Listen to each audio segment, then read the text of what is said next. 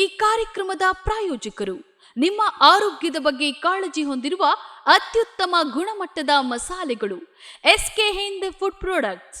Heat healthy, stay healthy. ದೇಹಕ್ಕೆ ಆರೋಗ್ಯ, ಮನಸ್ಸಿಗೆ ಉಲ್ಲಾಸ ನೀಡಬಲ್ಲ ಹಣಪಾನೀಯಗಳು, ನೈಸರ್ಗಿಕ ಶಕ್ತಿ, ಸರಿಸಾಟಿ ಇಲ್ಲದ ರುಚಿ. ದೀನಾರ್ ಟ್ರೇಡರ್ಸ್ ಮನೆ ಮತ್ತು ಕಟ್ಟಡದ ಸೌಂದರ್ಯಕ್ಕಾಗಿ ಬೇಕಾಗುವ ಉತ್ತಮ ಗುಣಮಟ್ಟದ ಪ್ಲೈವುಡ್, ಫ್ಲೋರಿಂಗ್, MDF, ವೀನರ್ಸ್ ಮತ್ತು ಎಲ್ಲ ಬಗೆಯ ಡೋರ್ಸ್ಗಳಿಗಾಗಿ ಹಿಂದೆ ಸಂಪರ್ಕಿಸಿ 9845631675. ನ್ಯಾಷನಲ್ ಹ್ಯಾಂಡಿಕ್ರಾಫ್ಟ್ಸ್ ಮನೆಯ ಸೌಂದರ್ಯಕ್ಕೆ ಬೇಕಾಗುವ Maharaja sofa set, dining and dressing table set, cot, ದಿವಾನ್, ರಾಕಿಂಗ್ ಚೇರ್ಸ್ ಹಾಗೂ ಇನ್ನು 10 ಹಲವು ಬಗೆಯ ಫರ್ನಿಚರ್ಸ್ಗಳಿಗಾಗಿ ಎಂದೇ ಭೇಟಿಯನ್ನ ನೀಡಿ. ಹೆಚ್ಚಿನ ಮಾಹಿತಿಗಾಗಿ ಸಂಪರ್ಕಿಸಿ 7204081880. ಪ್ರೈಮ್ ನ್ಯೂಸ್ಗೆ ಸ್ವಾಗತ. ನಾನು ಪವಿತ್ರ ಗೌಡ. ಮೊದಲಿಗೆ ಹೆಡ್ಲೈನ್ಸ್. ನಟ ದರ್ಶನ್ಗೆ ಜೈಲಿನಲ್ಲಿ ವಿಶೇಷ ಸೌಲಭ್ಯ ನೀಡಿರುವ ಆರೋಪ ಸಂಬಂಧ ಬಳ್ಳಾರಿ ಜೈಲಿಗೆ ಸ್ಥಳಾಂತರಿಸುವ ಬಗ್ಗೆ ಪೊಲೀಸ್ ಇಲಾಖೆ ತೀರ್ಮಾನ.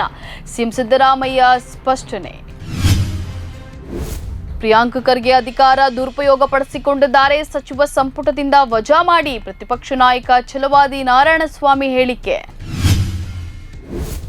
ದೆಹಲಿ ಅಬಕಾರಿ ನೀತಿ ಹಗರಣ ಸಂಬಂಧ ಹೈಕೋರ್ಟ್ನ ತೀರ್ಪು ಪ್ರಶ್ನಿಸಿ ಕೋರ್ಟ್ ಮೆಟ್ಟಿಲೇರಿದ್ದ ಕವಿತಾ.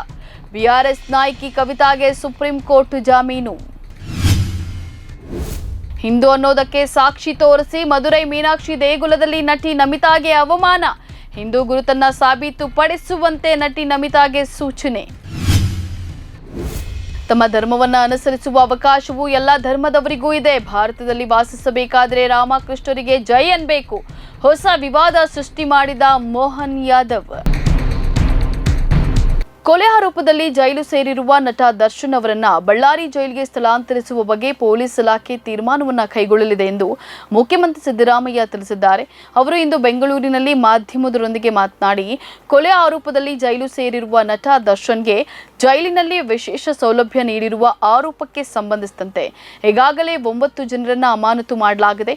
ಪ್ರಕರಣಕ್ಕೆ ಸಂಬಂಧಿಸಿದಂತೆ ತನಿಖೆ ಕೈಗೊಂಡಿದ್ದು ವರದಿ ಆಧಾರದ ಮೇಲೆ ತಪ್ಪೆಸಗಿರುವ ಇನ್ನಷ್ಟು ಅಧಿಕಾರಿಗಳನ್ನ ಅಮಾನತು ಮಾಡಲಾಗುವುದು ಅಂತ ಹೇಳಿ ಸೂಚಿಸಿದ್ದಾರೆ. ಸಚಿವರಾಗಿ ಪ್ರಿಯಾಂಕ್ ಖರ್ಗೆ ಅಧಿಕಾರವನ್ನ ದುರುಪಯೋಗ ಪಡಿಸಿಕೊಂಡಿದ್ದಾರೆ. ಅವರನ್ನ ಸಚಿವ ಸಂಪುಟದಿಂದ ವಜಾ ಮಾಡಿ ಜಮೀನು ವಾಪಸ್ ಪಡೆಯಬೇಕು. ಈ ಸಂಬಂಧ ಇಂದು ರಾಜ್ಯಪಾಲರನ್ನ ಭೇಟಿ ಮಾಡಿ ದೂರು ಸಲ್ಲಿಸುತ್ತೇವೆ ಎಂದು ವಿಧಾನ ಪರಿಷತ್ ಪ್ರತಿಪಕ್ಷ ನಾಯಕ ಛಲವಾದಿ ನಾರಾಯಣಸ್ವಾಮಿ ತಿಳಿಸಿದ್ದಾರೆ. ಒಂದೇ ಕುಟುಂಬಕ್ಕೆ ಹಲವು ಎಕರೆ ಜಮೀನು ಕೊಟ್ಟಿದ್ದಾರೆ, ಅದು ಕೂಡ ಏರೋಸ್ಪೇಸ್ ಹೆಸರಲ್ಲಿ ತೆಗೆದುಕೊಂಡಿದ್ದಾರೆ. ಇತರೆ ಟ್ರಸ್ಟ್ಗೂ ಅರ್ಧ ಎಕರೆ ಸಿಕ್ಕಿದ್ರೂ ಅನುಕೂಲ ಆಗ್ತಾ ಇತ್ತು. ಇದು ನಂಬಿಕೆಯ ಪ್ರಶ್ನೆ. ಇದು ಮತ್ತೊಂದು ಮೂಡಾ ಕೇಸ್ ಆಗಲಿದೆ.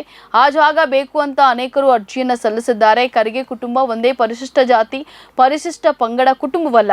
ಈ ಬಗ್ಗೆ ಸಂಪೂರ್ಣ ದಾಖಲೆ ಇಟ್ಟು ಮಾತನಾಡ್ತೇನೆ. ನಾನು ಹಿಟ್ ಅಂಡ್ ರನ್ ಮಾಡೋದಿಲ್ಲ ಅಂತ ಹೇಳಿ ಸವಾಲೆಸೆದಿದ್ದಾರೆ.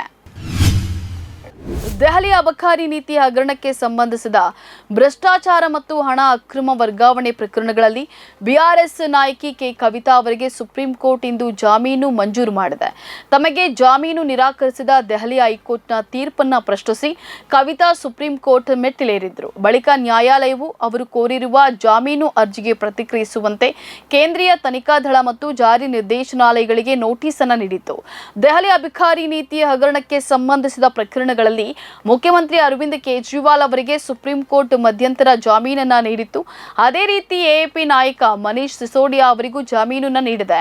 ಈ ತೀರ್ಪುಗಳನ್ನ ಕವಿತಾ ಪರ ಹಿರಿಯ ವಕೀಲ ಮುಕುಲ್ ರೋಹಟಗಿ ಅವರು ಜಾಮೀನು ಅರ್ಜಿಯಲ್ಲಿ ಉಲ್ಲೇಖಿಸಿದ್ದಾರೆ. ತಮಿಳುನಾಡಿನ ಪ್ರಸಿದ್ಧ ಮಧುರೈ ಮೀನಾಕ್ಷಿ ದೇಗುಲಕ್ಕೆ ತೆರಳಿದ ತಮಗೆ ಹಿಂದೂ ಎಂದು ಸಾಬೀತುಪಡಿಸುವ ಸಾಕ್ಷ್ಯವನ್ನ ದೇಗುಲದ ಸಿಬ್ಬಂದಿ ಕೇಳಿದ್ರು ಹಾಗೂ ಈ ವೇಳೆ ಬಹಳ ಅಸಭ್ಯವಾಗಿ ನಡೆದುಕೊಂಡ್ರು ಅಂತ ಹೇಳಿ ಖ್ಯಾತ ನಟಿ ನಮಿತಾ ಆರೋಪಿಸಿದ್ದಾರೆ. ನಾನು ಹಿಂದೂ ಧರ್ಮೀಯಳು, ತಿರುಮಲದಲ್ಲಿ ಹಿಂದೂ ವ್ಯಕ್ತಿಯನ್ನ ಮದುವೆ ಆಗಿದೆ, ಶ್ರೀಕೃಷ್ಣ ಎಂಬ ಮಗನಿದ್ದಾನೆ. ಆದರೆ ನನಗೆ ಮೀನಾಕ್ಷಿ ದೇಗುಲಕ್ಕೆ ಬಂದಾಗ ಹಿಂದೂ ಎಂದು ಸಾಬೀತು ಮಾಡುವ ಸರ್ಟಿಫಿಕೇಟ್ ಕೊಡಿ ಅಂತ ಹೇಳಿ ಸಿಬ್ಬಂದಿ ಕೇಳಿದ್ದಾರೆ ಹಾಗೂ ಅಸಭ್ಯವಾಗಿ ವರ್ತಿಸಿ ದರ್ಶನದಿಂದ ತಡೆದಿದ್ದಾರೆ. ನನ್ನ ಜೀವನದಲ್ಲಿ ಎಂದೂ ಇಂತಹ ಸನ್ನಿವೇಶವನ್ನ ಎದುರಿಸಲಿಲ್ಲ ಅಂತ ಹೇಳಿದ್ದಾರೆ. ಆದರೆ ಕೊನೆಗೆ ಸ್ಪಷ್ಟನೆ ನೀಡಿದ ನಂತರ ಮತ್ತು ಹಣೆಗೆ ಕುಂಕುಮ ಹಚ್ಚಿಕೊಂಡ ನಂತರ ದರ್ಶನ ಮಾಡಲು ಬಿಟ್ಟಿದ್ದಾರೆ ಅಂತ ಹೇಳಿ ನಟಿ ಹೇಳಿದ್ದಾರೆ.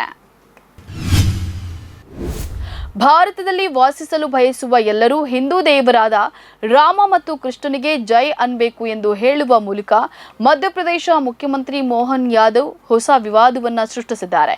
ಕಾರ್ಯಕ್ರಮವೊಂದರಲ್ಲಿ ಮಾತನಾಡಿದ ಮಧ್ಯಪ್ರದೇಶದ ಸಿಎಂ, ತಮ್ಮ ಧರ್ಮವನ್ನ ಅನುಸರಿಸುವ ಅವಕಾಶವು ಎಲ್ಲಾ ಧರ್ಮದವರಿಗೂ ಇದೆ, ಆದರೆ ಅವರು ದೇಶಭಕ್ತರಾಗಿರಬೇಕು ಅಂತ ಹೇಳಿದ್ದಾರೆ.